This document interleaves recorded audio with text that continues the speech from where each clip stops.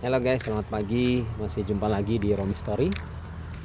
Izin melanjutkan sharing cerita saya tentang pengalaman saya di tulisan YouTube tentang hidup kedua. Nah, kalau kemarin saya sudah bercerita apa yang saya rasakan alami di ruang cat lab, di ruang catheter.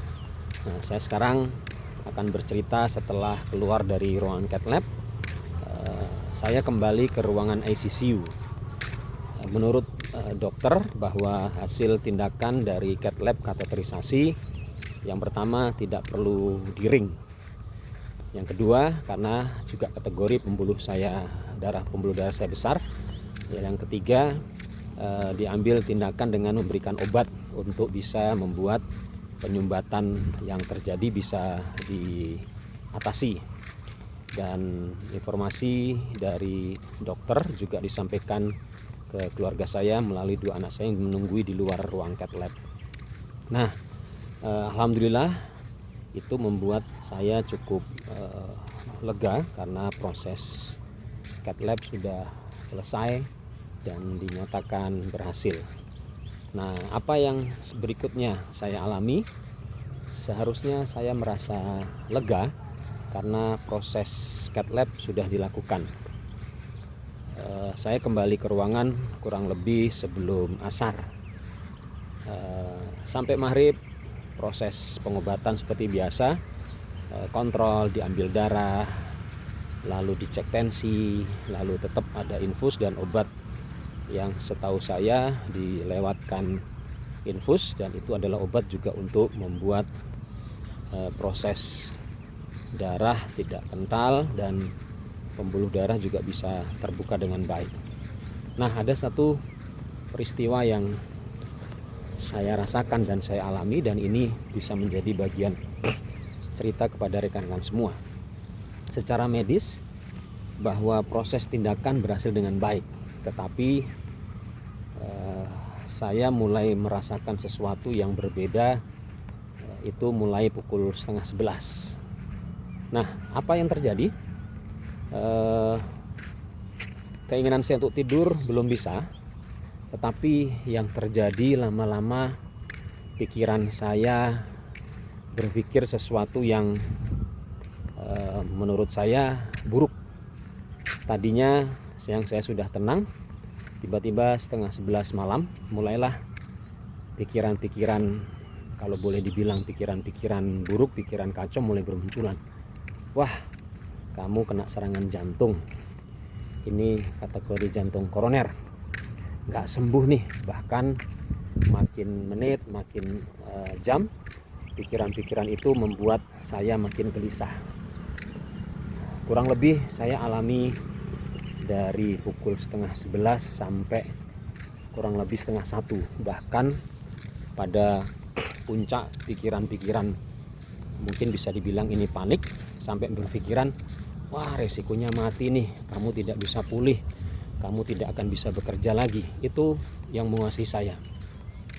Di puncak kegelisahan saya sebagai orang beragama, saya mencoba menenangkan diri. Saya coba baca ayat kursi, membaca kulhu, membaca al-fatihah. Tapi kok pikiran ini tidak berhenti atau belum bisa hilang. Bahkan ruangan saat itu lampu masih menyala, dan yang saya rasakan, atau mungkin dalam konteks saya berpikir apakah ini halusinasi atau tidak, pikiran buruk, pikiran atau panik ini layaknya sebuah bayangan atau kayak awan lah ya. Dari kecil saya tidur, saya lihat sebelah kanan, semakin pikiran saya buruk, semakin pikiran kacau panik ini berkecamuk, dia makin besar ya, bayangan hitam ini makin besar sampai membuat saya panik, dan saya hampir saja memejet tombol yang kalau pejetan tombol itu dipejet, suster akan datang. Tapi saya pikir, kenapa? Saya sudah dioperasi, saya sudah diambil tindakan, dan menurut medis ini berhasil. Tapi kok pikiran panik masih ada. Sehingga sampai pada satu titik saya bedakan, ini Beda serangan jantung dengan serangan panik. Kalau serangan jantung sudah diatasi oleh dokter, medis, obat, tapi serangan panik ini hanya pada diri saya sendiri. Ayat-ayat Quran saya bacakan, tapi ternyata bayangan ini makin bergejolak, makin besar, pikiran saya makin kalut.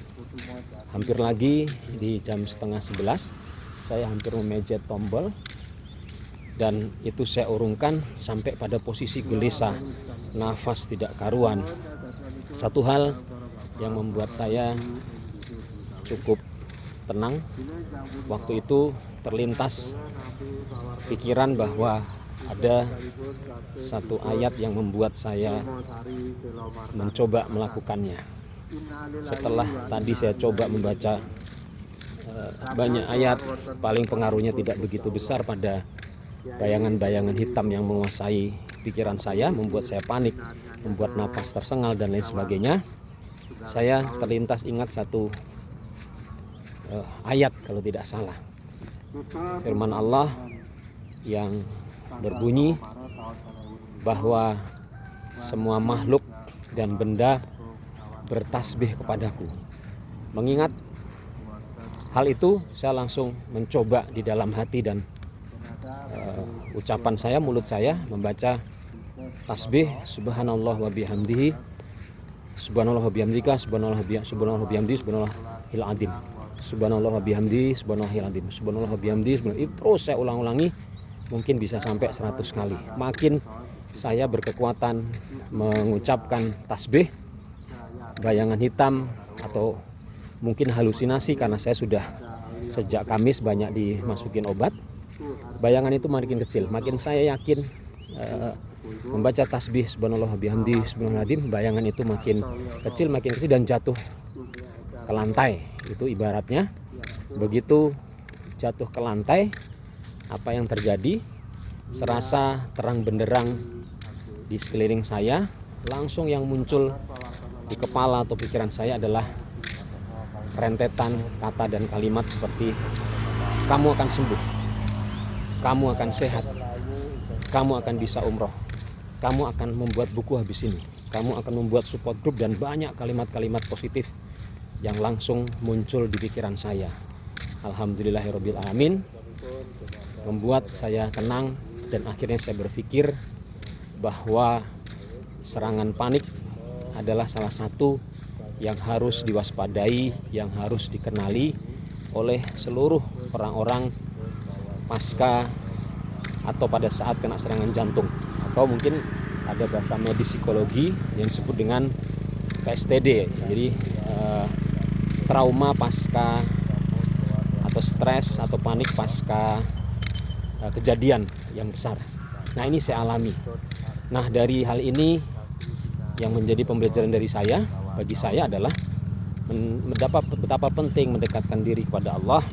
Dan yang kedua, saya sekali lagi belajar bahwa mengatur nafas adalah cara terbaik, pintu masuk mengendalikan pikiran kita, tentu didasarkan pada Allah Subhanahu wa taala. Nah, itu cerita pertama saya. Setelah tindakan karakterisasi, ada satu hal tantangan bagaimana mengendalikan pikiran lewat nafas, tenang dan sebagainya. Nanti akan kita lanjutkan dengan cerita berikutnya. Salam sehat bagi selalu dari Romi Story.